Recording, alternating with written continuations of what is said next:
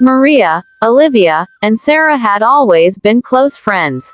They met in university, and while their academic pursuits were important, their dreams were always bigger than what their textbooks taught them. They spent countless hours together, bonding over their shared fantasies of a glamorous life filled with luxury and freedom. From designer clothes to exotic vacations, they dreamed of a world where money was no object. They often joked about marrying wealthy men who could afford to give them the life they wanted. While most of their peers were focused on getting good grades or building their careers, these three were laser-focused on their ultimate goal, marrying rich. They didn't see anything wrong with this. They saw it as practical, even smart. After all, why struggle when you could enjoy the best life had to offer? They spent hours talking about the kind of husbands they would have, men who would take them to Paris for the weekend, buy them expensive jewelry, and fund their lavish lifestyle. It wasn't about love for them. It was about security, comfort, and luxury. When they weren't discussing their perfect husbands, they were traveling to nearby cities, eating in expensive restaurants, and always keeping up with the latest fashion trends. They were living in a bubble of luxury, fueled by their desire to escape the mundane reality of ordinary life.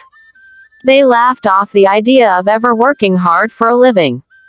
To them, it was always about the right connections and the right marriage. It didn't take long for the three friends to find their dream husbands. After graduation, they all married men who were successful and wealthy. Maria married Daniel, a powerful businessman who was always jetting off for work. Olivia married James, a lawyer with a prestigious firm, and Sarah married Victor, a celebrated surgeon with a steady income. Life was exactly how they had imagined it. They spent their days traveling to exotic places, wearing expensive clothes, and never worrying about money. Their husbands pampered them, and the women were content with the life they had built. They shared their new lives with each other. Every vacation was a celebration, and they often posted pictures of their luxurious lifestyles on social media, garnering envy from their friends. They would plan extravagant trips, always choosing the most expensive destinations and staying in the finest resorts. They lived a life most people only dreamed about. They took private jets, shopped at designer stores, and dined at Michelin-starred restaurants. It felt like a dream come true. While they were enjoying their new lives, the bond between them grew even stronger. No matter how rich their husbands were, they always made time for each other. They traveled together, sharing intimate moments, and always talking about how lucky they were to have found men who could give them everything they wanted. But little did they know, their perfect lives would soon take a turn. Tragedy struck when Maria's husband, Daniel, unexpectedly passed away. At first, Maria was devastated. She had never imagined life without him. But as the days turned into weeks, something strange started to happen. Maria, who had always relied on Daniel to make decisions for her, found herself suddenly free. No one was there to tell her when she could travel, how much she could spend, or where she could go. For the first time in years, Maria was in complete control of her own life. She could do anything she wanted, whenever she wanted. She began to travel alone, visiting places she had always dreamed of. Without anyone to answer to, Maria felt like she had discovered a new world. She posted pictures of her adventures on social media, each more breathtaking than the last. She went to Paris, then the Maldives, then Italy. Maria's life became a whirlwind of freedom and self-discovery. Her friends, Olivia and Sarah, couldn't help but notice how happy she seemed. She was living the life they had all dreamed of, but she didn't have to answer to anyone. At first, they tried to be happy for her. After all, Maria had lost her husband, and they couldn't be insensitive. But deep down, they started to feel envious. They couldn't deny it anymore. Maria was free, and they were still tied down by their marriages. They loved their husbands, but the idea of traveling the world without anyone holding them back was incredibly tempting. Olivia and Sarah tried to push aside their feelings of jealousy, but it wasn't easy. They watched as Maria lived her best life, hopping from one exotic location to the next, completely unburdened by the responsibilities of marriage. They realized that despite having everything they thought they wanted, wealth, status, and stability, they still felt trapped in their lives. The constraints of marriage, the constant need to check with their husbands about plans, and the social expectations weighed heavily on them. One evening, while the three women were out for dinner, the conversation shifted. Olivia was the first to bring it up. "I don't know, Sarah. I just can't stop thinking about how free Maria is now. She doesn't have to ask anyone's permission. She can go wherever she wants, do whatever she wants. I envy that." Sarah nodded slowly, her mind already working through the implications of what Olivia had said. "You're right. It's like she's living our dream, but she's not even bound by anything anymore. I'd love to be able to do that. Just pick up and go, without having to worry about anyone else." The idea started to take shape. Could they do the same? Could they become free like Maria? But they were bound by their marriages, and though their husbands loved them, they had become obstacles to their fantasies. It wasn't long before the seed of a darker thought started to sprout. What if they could get rid of their husbands? What if they could have the same freedom Maria had, but with no one holding them back? It started as a joke, but the more they talked about it, the more it began to feel like a real possibility.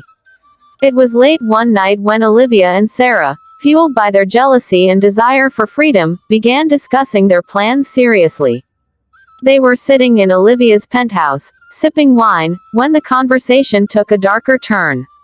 What if we could do what Maria did, but without waiting for life to take its course? Olivia said cautiously. "What do you mean?" Sarah asked, confused at first. "I mean, what if we could make it happen ourselves? What if we could be free just like she is? We don't have to wait for fate to decide. We can take control." Olivia's voice was quiet, but there was a coldness in it that made Sarah pause. As the night wore on, the conversation became more detailed. They talked about their husbands, how they could disappear from their lives, how they could be free of them. The more they discussed it, the more the idea seemed like a practical solution. It wasn't something they had planned, but now that it was on the table, it felt like the answer to all their problems. They would both be able to travel, to live freely. Olivia and Sarah's plan moved from theory to action faster than they had anticipated. They spent weeks working out the details, ensuring they could carry out the unthinkable without raising suspicion. They knew their husbands' routines inside and out. Victor, Sarah's husband, would be gone for a business trip in 2 weeks. James, Olivia's husband, had a golf tournament to attend in a neighboring city. The opportunity was perfect. They just had to wait for the right moment. The night before the plan was set in motion, Olivia and Sarah sat together once more, revisiting their decision. Their hands trembled as they poured wine, each lost in the idea that tomorrow could change everything. "Are we sure?" Sarah asked, her voice barely above a whisper. The fear was there, but it was overshadowed by the longing for freedom. "We've come this far," Olivia replied, trying to steady herself. "Once we do this, we're free. We can live our lives the way we've always wanted. We won't have to answer to anyone." The next day, the plan unfolded as they had discussed. Both of their husbands had traveled for the night, and the women acted quickly. They laced their husbands' drinks with a potent sedative. The idea was simple. Make them fall asleep and then let nature take its course. The women remained calm as they prepared the drinks, a sinister calmness settling over them. As they served the drinks, they exchanged a brief, knowing glance. It felt unreal, but it was happening. The husbands drank without suspicion, enjoying the evening as usual. Within an hour, both men were unconscious. Olivia and Sarah watched in silence, their hearts pounding, as the weight of their actions finally began to sink in. They had done it. But what followed wasn't the relief they had expected. Instead, there was an overwhelming sense of dread. This wasn't a dream come true, it was a nightmare. They both silently left their homes and went to separate locations for the night, trying to distance themselves from the events. The following morning, when they returned, they found their husbands gone. The feeling that had once seemed like freedom now felt like a heavy, suffocating weight. But there was no turning back now. At first, everything seemed fine. The women put on a brave face for the world, attending their husbands' funerals with stoic expressions, surrounded by friends and family who were none the wiser. But as the days passed, the guilt started to claw at them. They had gotten what they wanted: freedom, autonomy, the ability to do whatever they wanted, whenever they wanted. Yet, the emptiness they felt was unlike anything they had ever imagined. Every morning, Sarah and Olivia woke up to the haunting reminder that they had taken lives. The thrill they had imagined was nowhere to be found. Instead, it was replaced by an eerie sense of loss and an unshakable fear. They could no longer enjoy the luxuries they once craved, because every moment was clouded by the knowledge of what they had done. Maria, who had been supportive of their losses, started to notice a change in her friends. Her once carefree friends now looked restless, unable to enjoy their lives in the same way. They no longer took spontaneous trips or posted joyful photos on social media. Their smiles were forced, and their conversations felt strained. Something was off, and Maria could sense it. She had moved on from her grief in a healthy way, embracing her freedom and learning to live for herself. But her friends, on the other hand, seemed to be unraveling before her eyes. Olivia and Sarah tried to convince themselves that they had done the right thing. They had wanted freedom, after all. But now they realized that true freedom didn't come from escaping relationships, it came from within. They couldn't undo what they had done, and every time they looked in the mirror, the faces of their dead husbands stared back at them in their thoughts. The guilt was suffocating, and it was slowly consuming them. It took weeks of living with the consequences before Olivia and Sarah fully realized the true price of their actions. They had wanted freedom, but in the process, they had lost everything that mattered. No amount of wealth, luxury, or freedom could replace the loss of their integrity, their peace of mind, or the relationships they had destroyed. Maria, who had never judged them, tried to reach out. She saw that her friends were struggling and offered her support. But the damage was done. Olivia and Sarah could no longer look at themselves the same way. They had betrayed everything they once valued, and they realized that no amount of material wealth could make up for the emptiness they now felt. One day, after weeks of torment, Olivia and Sarah confessed to each other the truth. They were regretful, deeply so. They realized they had allowed their envy and materialism to drive them to a dark place, and they wished they could undo their actions. But it was too late. The weight of their choices could never be erased.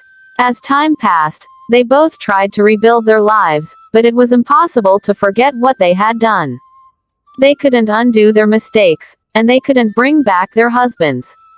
The wealth and freedom they had longed for felt hollow in comparison to the pain they now carried with them every day. In the end, they learned the hardest lesson of all: that freedom is not something you can take from others, and happiness does not come from material wealth alone. They had everything they ever dreamed of, but at a terrible cost. Their friendship with Maria never fully recovered, and the ghosts of their husbands remained in the shadows of their minds, a constant reminder of the price of their choices. As the story of Olivia, Sarah, and Maria unfolds, we witness the complexities of friendship, the allure of materialism, and the unforeseen consequences of pursuing freedom at any cost. Their journey serves as a poignant reminder that true liberation and happiness cannot be achieved through harmful actions or by sacrificing one's integrity. Reflecting on their choices, we see that the pursuit of wealth and status, while enticing, often leads to emptiness and regret. The bonds of friendship, built on trust and mutual respect, are invaluable and cannot be replaced by material possessions or fleeting freedoms. For those of us watching from the sidelines, their tale encourages introspection. Are we, too, chasing after things that might ultimately leave us unfulfilled? Do we value our relationships and well-being over societal expectations and superficial desires? As we conclude this story, let's carry forward the lessons learned. Let's cherish our friendships, make choices that align with our values, and seek happiness in ways that nurture our souls. Remember, freedom doesn't come from escaping responsibilities or relationships but from embracing a life of authenticity, compassion, and integrity. Thank you for joining us on this journey. If this story resonated with you, consider sharing it with others. Let's continue the conversation in the comments below. What are your thoughts on the choices made by Olivia, Sarah, and Maria? How do you define true freedom and happiness in your own life?